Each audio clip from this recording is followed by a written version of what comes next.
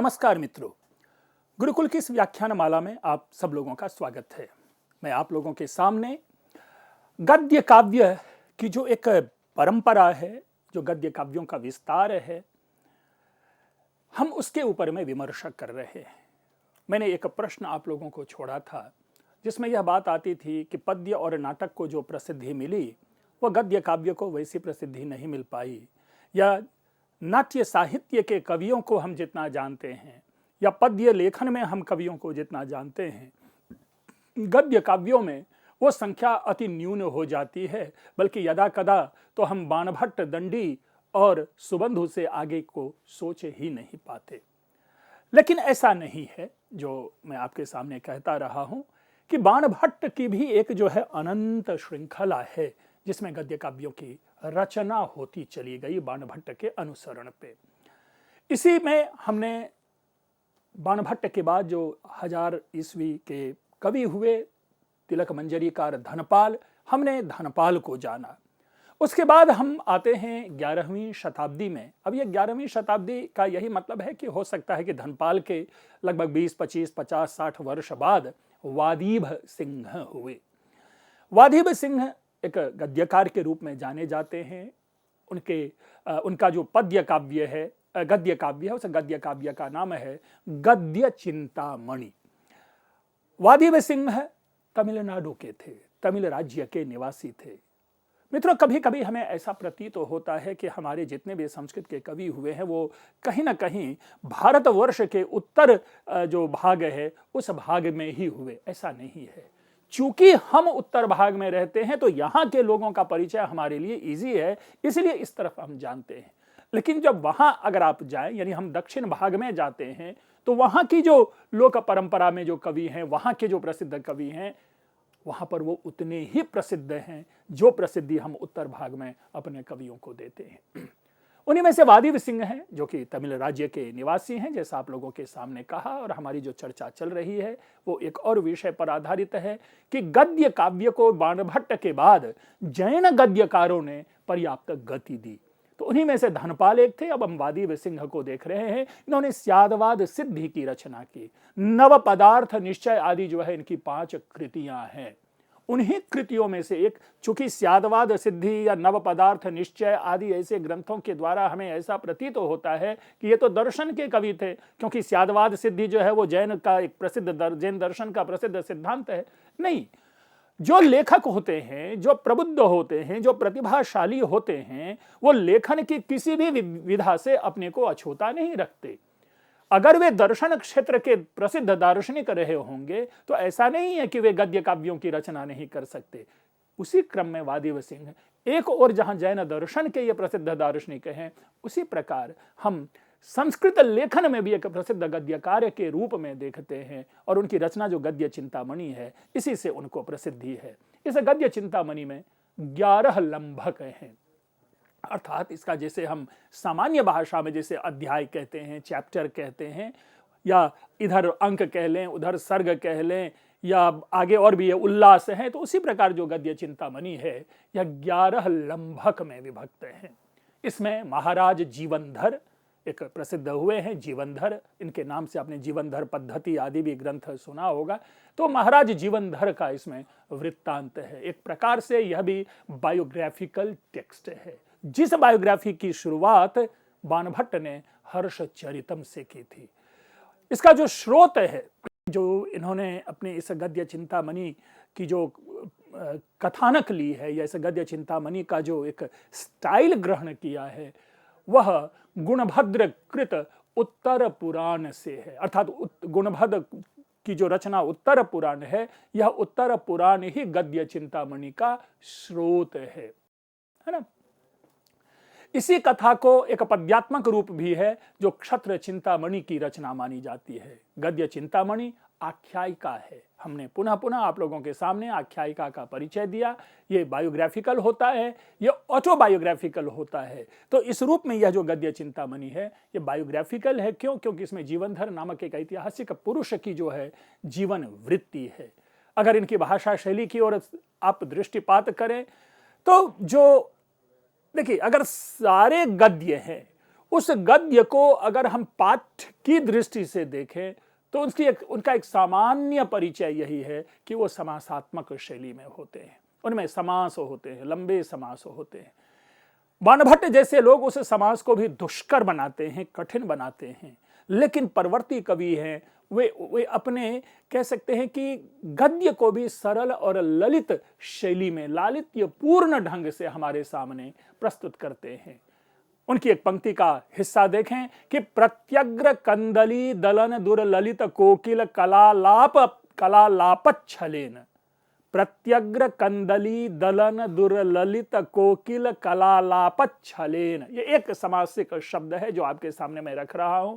अन्यथा तो अन्य कवियों के भी जब किसी एक कवि विशेष के ऊपर में पूरा व्याख्यान होगा तो उनके उस शैली को लेकर चलेंगे। यहाँ तो हमें क्या है कि ग्रामम गच्छन् स्त्रीणम स्पृशति न्याय से सबको इंट्रोड्यूस करना है।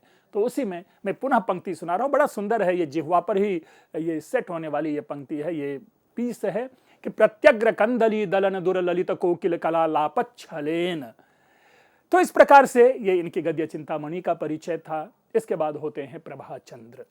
प्रभाचंद्र की भी चर्चा हमने अपने पूर्व में की है, जिस प्रभाचंद्र ने आप पाएंगे कि एक प्रभावक चरित्र की उन्होंने चर्चा की थी। प्रभाचंद्र के जो प्रभावक चरित्र जिसमें कि उन्होंने धनपाल के जो तिलक मंजरी है उसके विषय में परिचय दिया था, उल्लेख किया था।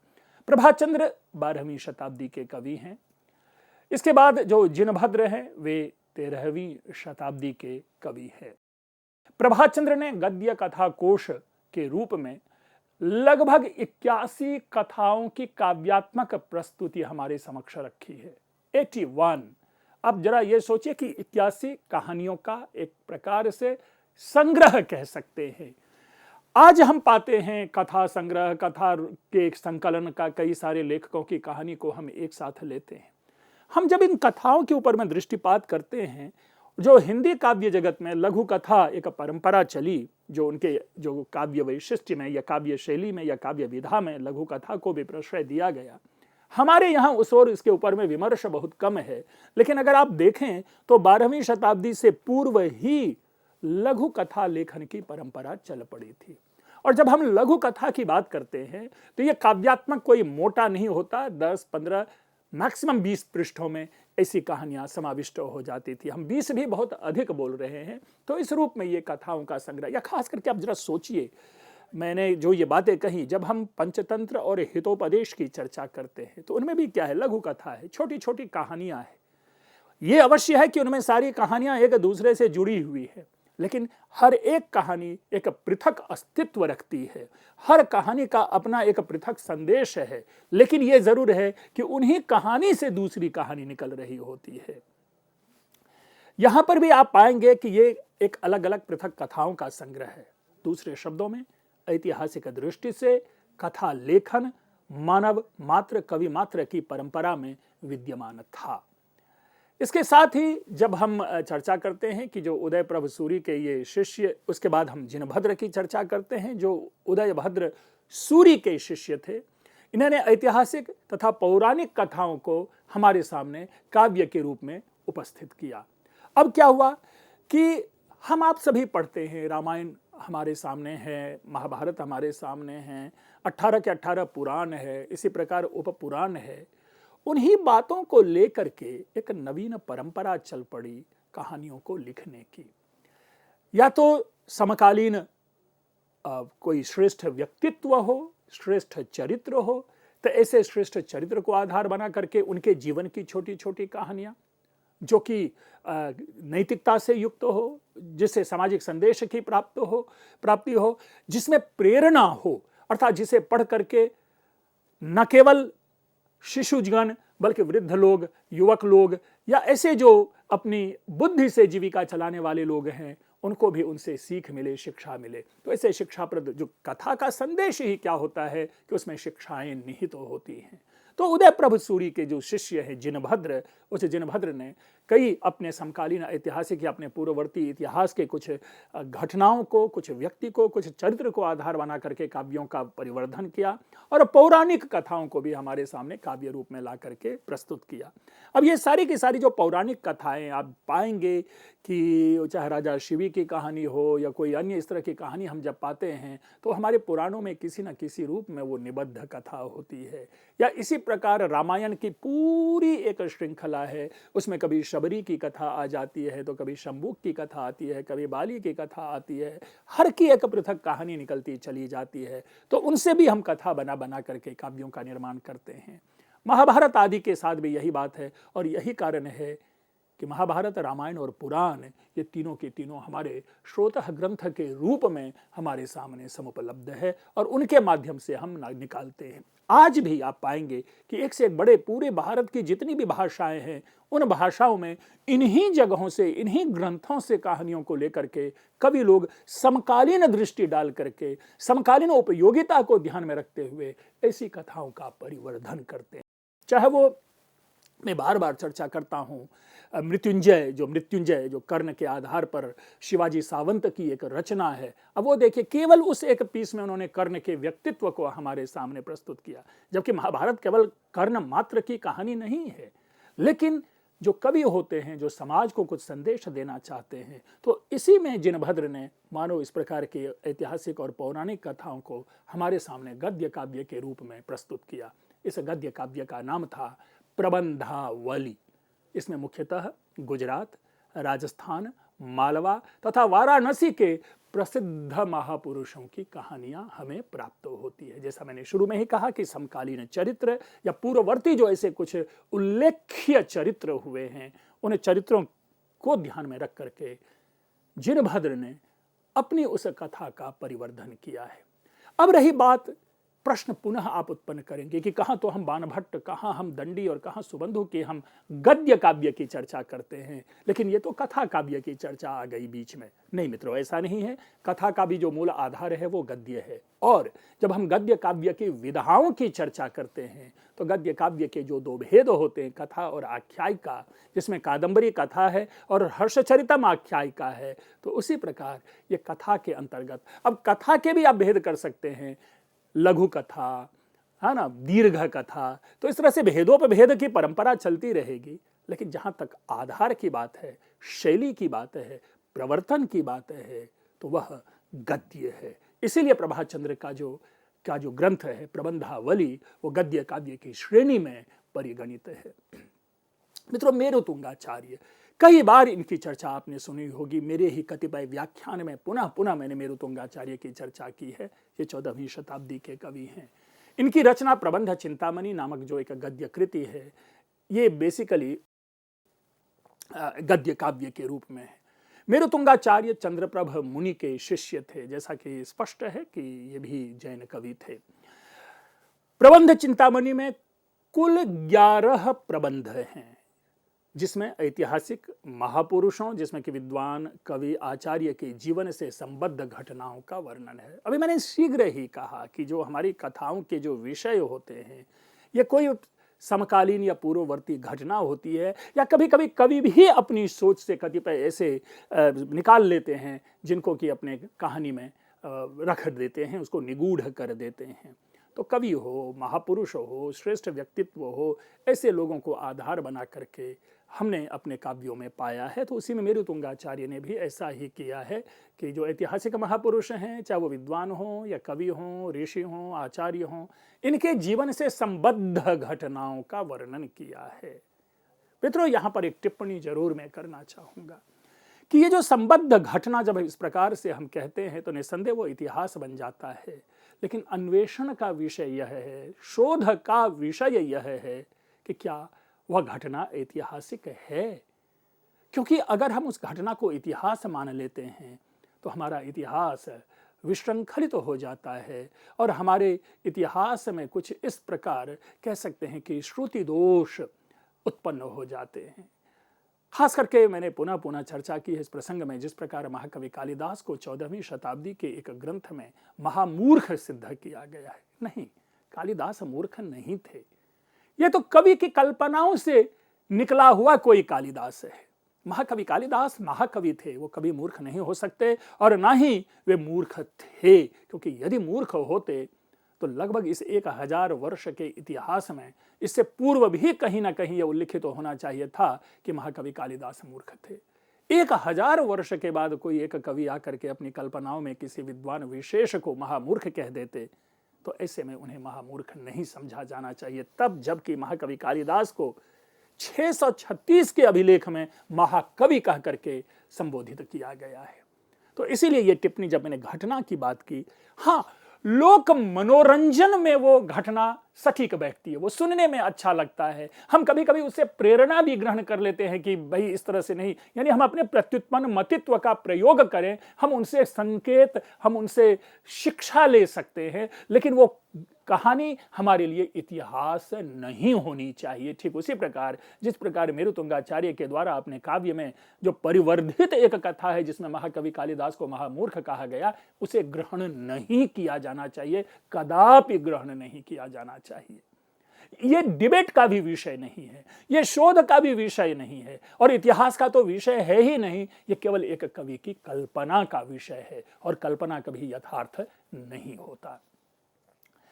इनके जो काव्य की विशेषता है, समास बहुल है, लंबे लंबे समास का प्रयोग है, लंबे लंबे सामासिक वाक्यों का प्रयोग है, जिसका रचना काल जैसा भी हमने कहा कि लगभग 1361 के करीब में ऐसा मानते हैं, या 69 के करीब में है, जो विक्रमाब्द है, अर्थात विक्रम संवत 1369 अकॉर्डिंगली अगर आप देखें, या 1369 है या 61 है, अकॉर्डिंगली देखें तो ये 1304 ईस्वी है इस ग्रंथ का रचना काल। हम कहते हैं कि ऐतिहासिक दृष्टि से यह एक महत्वपूर्ण रचना है, लेकिन इसके कहने से पूर्व हमें यह सोचना पड़ेगा कि किस इतिहास की हम बात करेंगे, काल्पनिक इतिहास या क्या वही इतिहास है। मैंने स्पष्ट बताया कि पूरे 1000 या 1500 वर्षों के मध्य कहीं भी एक भी संकेत प्राप्त नहीं होता जिसमें महाकवि कालिदास को मूर्ख कहा गया हो। अचानक से यह बात 14वीं शताब्दी में आकर के एक कवि की कल्पनाओं में काव्य में निकल कर आता है, तो वो इतिहास को नहीं, हाँ, लेकिन क्या होता है कि कतिपय ऐसे तथ्य हैं जो लोक मनोरंजन के लिए है, लेकिन उसमें यथार्थ निहित है, निहित होगा, तो उसके आधार पर हम उस इतिहास को पकड़ते हैं। मित्रों, इसके बाद एक बहुत ही प्रसिद्ध कवि हुए हैं, खास करके मैं इनको बहुत ही आदर के साथ देखता हूं। संस्कृत के 2-4 ही ऐसे अलग अलग विधा के कवि हैं जिनमें मैं समझता हूं कि जिन्होंने अपने मनीषा का प्रयोग किया है, अपनी प्रतिभा का बखूबी प्रयोग किया है। ऐसे में ये राजशेखर सूरि जो 14वीं शताब्दी के हैं, मैं उनकी चर्चा कर रहा हूं। इनकी कई कृतियां प्रसिद्ध हैं, जिनमें एक गद्य काव्य है इनका, प्रबंध कोश। ये कवि भी थे और ये समीक्षक भी थे। आप इनकी अन्य रचनाएं भी जानते होंगे, लेकिन हम यहाँ पर सविशेष गद्य काव्य की चर्चा करते हैं, और ये है प्रबंध कोश। ये इनका भी जो काल है 1405 विक्रम संवत, दूसरे शब्दों में 1348 ईस्वी के आसपास यह बैठता है। इनमें इसकी रचना पूरी हुई थी। इस ग्रंथ का दूसरा नाम चतुर्विंशति प्रबंध भी है, यानी राजशेखर सूरि की जो ये रचना प्रबंध कोश है। अब इसे क्या मतलब हुआ? इससे स्पष्ट मिलता है कि ये 24 या तो घटनाओं के विषय में या किसी महापुरुषों के विषय में लिखा होगा। तो आपकी सूचना के लिए इसमें 24 महापुरुषों के जीवन वृत्त हैं। 24 महापुरुषों के जीवन वृत्त हैं, जिनमें 10 जैन आचार्य हैं, 4 संस्कृत के कवि हैं, 7 राजा हैं और 3 जैन गृहस्थ हैं। 10 जैन आचार्य ऐतिहासिक पुरुष, 4 संस्कृत कवि ऐतिहासिक पुरुष, 7 राजा ऐतिहासिक पुरुष और 3 जैन गृहस्थ। गृहस्थ का इतिहास होगा, भले ही वो ऐतिहासिक दृष्टि से उतने प्रसिद्ध नहीं रहे होंगे, लेकिन यदि जैन गृहस्थों की चर्चा आती है तो इसका मतलब यह है कि इनके इस काव्य में लोक जीवन झलकता है। तभी उन्होंने सामान्य वर्ग के लोगों को भी अपनी कहानी का, अपनी कथा का माध्यम बनाया है, सहायता उनके लिए है। अब जो रही बात, ये जो हम ऊपर अभी जिनकी चर्चा की, चाहे वो प्रभात चंद्र हों, चाहे वो राजशेखर सूरी हों, चाहे वो वादीभ सिंह हों, चाहे वो जिनभद्र हों, तो ऐसे जो हैं इनके जो चरित्र मूलक गद्य कृतियां हैं, अपने विस्तार और विश्लेषण के कारण ये जो प्रबंध कोश है, ये प्रबंध कोश अग्रगण्य है। इन सब में सबसे जो अच्छा माना जाता है, जो जिनकी अभी मैंने चर्चा की, राजशेखर के प्रबंध कोश की, ये कंपैरेटिवली इनमें सर्वाधिक प्रसिद्ध माने जाते हैं। इनका प्रकाशन सिंधी जैन ग्रंथमाला में शांति निकेतन से 1935 ईस्वी में हुआ है। दूसरे शब्दों में इससे पूर्व इसके प्रकाशन की स्थिति नहीं थी। उनके पांडुलिपियों को प्राप्त करके, एडिटिंग करके, संपादित करके 1935 में इनका पहला पब्लिकेशन है, जिनका संपादन मुनि जिन विजय जी ने किया है। मुनि जिन विजय जी ने बहुत सारे ग्रंथों को हमारे लिए उपलब्ध करवाया अपनी उस श्रमसाध्य बौद्धिक क्षमता के द्वारा। इतिहास की दृष्टि में यह महत्वपूर्ण है, लेकिन इसमें हम क्या पाते हैं कि इनमें दंत कथाओं का भी समावेश है। अब ये जब दंत कथा शब्द है, पुनः दंत कथा क्या होता है? जो लोक परंपरा में चली आ रही कहानी है, एक के कान से दूसरे के कान, दूसरे के कान में तीसरे के कान। और मित्रों, आजकल हम जानते हैं कि जो लोक साहित्य है, जो लोक परंपरा है, उसको भी एक प्रमुख ऐतिहासिक स्रोत के रूप में जाना जाता है, देखा जाता है। लेकिन एक चीज़ जरूर है कि हमें यह जानना आवश्यक है कि ये जो लोक परंपराएं होती है, ये जो दंत कथाएं होती है, इसका उद्भव कब है। यानी किसी भी काव्य किया, जैसे कि अभी हमने कालिदास विषयक दंत कथा की चर्चा की और उस दंत कथा का समय हमने 14वीं शताब्दी आपके सामने रखा। जो उस व्यक्ति के विशेष में दंत कथा है, जो इससे लगभग 1000 या 1500 वर्ष पहले हो चुके हैं। मैं महाकवि कालिदास की बात कर रहा हूं। तो 1500 वर्षों के बाद या 1000 वर्षों के बाद किसी व्यक्ति विशेष के रूप में अगर दंत कथा चलती है, तो वह इतिहास नहीं है। इसीलिए जब हम दंत कथाओं को, लोक कथाओं को, लोक परंपरा को, फोक टेल्स को अगर हम इतिहास में स्रोत के रूप में लेते हैं, तो उसका जो उद्भव काल है, उसको पकड़ पाना हमारे लिए अधिक महत्वपूर्ण है। तो जो भी है, लेकिन मूल रूप से इस काव्य ने भी इतिहास को एक गति दी है। जैसे मित्रों, बार बार ये चर्चा आती है कि विक्रम संवत की चर्चा जिसकी हम कर रहे हैं, तो विक्रम नामक कोई राजा हुए नहीं, या विक्रम संवत का सर्वाधिक जो सर्वप्रथम जो उल्लेख है वो 9वीं शताब्दी में पाते हैं। उससे कहीं भी, उससे पूर्व कहीं भी विक्रम संवत का उल्लेख प्राप्त नहीं होता है हमारे ऐतिहासिक ग्रंथों में। होगा अगर हमारे किसी पांडुलिपि में उससे पूर्व के ग्रंथों में या शिलालेख कहीं मिले और हुआ तो हुआ, लेकिन अभी तक का जो इतिहास में नहीं है। और उसमें एक सबसे बड़ी परेशानी क्या आई? उस परेशानी में यह बात थी कि जो विक्रम है ही नहीं, तो हम संवत जो 57 लेते हैं विक्रम संवत, उसको हम कैसे मानेंगे? क्योंकि विक्रम नामक कोई राजा तो होना चाहिए ना। तो बहुत बाद में आकर के गाथा सप्तशती में किसी विक्रम नामक राजा का उल्लेख है। लेकिन अब प्रश्न यहां पर यह उत्पन्न होता है कि वो वास्तविक राजा है या कल्पनाओं से निकला हुआ उस कथानक के मध्य कोई चरित्र है। अगर कथानक के मध्य कोई चरित्र है, काल्पनिक चरित्र है, तो फिर वो विक्रम संवत वो विक्रम नहीं होगा। या अगर विक्रम राजा है, तो उस विक्रम राजा को फिर विक्रम राजा की दृष्टि में उनको हमें देखना है। लेकिन अगर हम उसको केवल दंत कथाओं के माध्यम से सिद्ध करने का प्रयास करेंगे, तो वो इतिहास के साथ न्याय नहीं होगा, वो उचित नहीं होगा। अस्तु, इसके बाद एक और कवि हुए, एक और लेखक हुए। इनफैक्ट बल्कि क्या होता है कि संस्कृत में जिस किसी भी विधा में लोग लिखते हैं, वो लिखने वाले जो लेखक है वो कवि कहलाते हैं। इसीलिए यदा कदा अगर मैं, जैसे महाकवि बाणभट्ट कहते, कवि बाणभट्ट कहते, कवि दंडी कहते, कबीर दंडी न संशय कहते हैं। तो कवि शब्द जो है वो किसी एक के लिए नहीं, बल्कि हर विधा में लिखने वाले लेखक को हमें कवि समझना चाहिए। और उन्हीं कवियों में से, गद्यकारों में से एक गद्यकार हुए वामन भट्ट बाण। जो वामन भट्ट जो है, बाणभट्ट के समान ही वत्स गोत्र के थे, और ये तेलंगाना के शासक वेम भूपाल की राज्यसभा में हुए थे, जिनको उन्होंने काफी आदर दिया था। दूसरे शब्दों में, जो वेम भूपाल एक प्रसिद्ध राजा है, उनका जो इतिहास है इन्होंने लिखा है वेम भूपाल चरितम नामक काव्य में, है ना। और उन्हीं के जीवन वृत्त को आधार बना करके वामन भट्ट बाण ने एक काव्य की रचना की, गद्य काव्य की रचना की, जो आख्यायिका शैली की रचना है, वह है वेम भूपाल चरित। ठीक है। जैसा स्पष्ट है, मैं पुनः पुनः कहता हूं कि जो इस प्रकार की परंपरा महाकवि बाणभट्ट ने हर्ष चरितम की रचना से प्रारंभ की थी, तो उस प्रकार से उसी से प्रेरित यह गद्य काव्य है। वेम भोपाल स्वयं कवि थे, यानी जो राजा, जिस राजा का चरित्र इसमें लिखा गया, जो राजा कहां के राजा थे, तेलंगाना, जिसको हम आंध्र प्रदेश कहते हैं, या उन्हीं को भाग करके जो आज जो तेलंगाना बना है, त्रिलिंग शब्द से तेलंगाना बना है।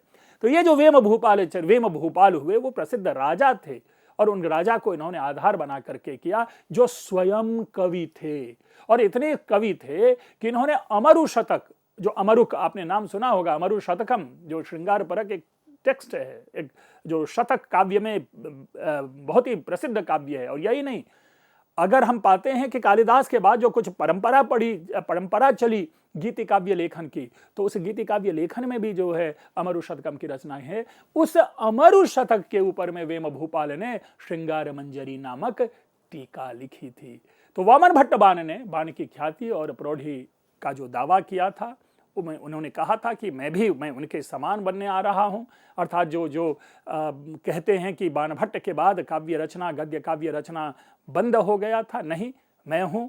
और इन्होंने ग्रंथ में कई ग्रंथ लिखे, जिसमें नलाभ्युदय काव्य है, रघुनाथ चरित है, एक रघुनाथ चरित महाकाव्य है जो 30 सर्गों का महाकाव्य है, पार्वती परिणय नामक नाटक, तथा कोश ग्रंथ की भी उन्होंने 2 कोश ग्रंथों, दोनों कोश ग्रंथों का नाम है, एक का नाम है शब्द चंद्रिका और दूसरे कोश ग्रंथ का नाम है शब्द रत्नाकर। मित्रों, जो जब हम इधर की बात करते हैं, कोश ग्रंथ की बात करते हैं, तो आप आश्चर्य लगेगा कि जिसकी नींव यास्क ने रखी थी निरुक्त के माध्यम से, जो बाद में अमरकोश आदि के माध्यम से आगे चलता रहा, वो कोश ग्रंथ की रचना हम पाते हैं, जो कि वामन भट्ट बाण ने शब्द चंद्रिका और शब्द रत्नाकर नाम से किया। ये जो वेम भूपाल चरित है, ये श्री वाणी विलास प्रेस श्रीरंगम है, जहां से यह सर्वप्रथम प्रकाशित हुआ। मित्रों, यह एक गद्य काव्य का परिचय तो खत्म नहीं हुआ। इसके बाद और कतिपय कवि हैं, जिनमें कि विश्वेश्वर पांडेय आधुनिक कवियों में, और शिवराज विजयम के लेखक अंबिका दत्त व्यास को जाने बिना गद्य काव्य की पूर्णता नहीं होती। यूं तो ऐसा नहीं है कि यह कह देना कि हमने इन दोनों को समझ लिया तो गद्य काव्य की पूर्णता हो गई, नहीं, बल्कि अद्यतन, जिसको हम कहते हैं आज तक, जो अपडेटिंग हम जिसे कहते हैं, उस अपडेटिंग में जो आधुनिक कुछ जो गद्यकार हुए हैं, उनमें जब तक हम विश्वेश्वर पांडेय को और शिवराज विजयम के लेखक अंबिका दत्त व्यास को नहीं समझ लेते, तब तक गद्य काव्य को समझ पाना कदाचित हमें लग रहा है कम होगा। मित्रों, आप लोगों ने ध्यानपूर्वक इस व्याख्यान को सुना। मैं इसी प्रकार आगे भी कुछ नई सूचनाओं के साथ आप लोगों के सामने उपस्थित होऊंगा। तब तक के लिए आप लोगों का बहुत बहुत धन्यवाद।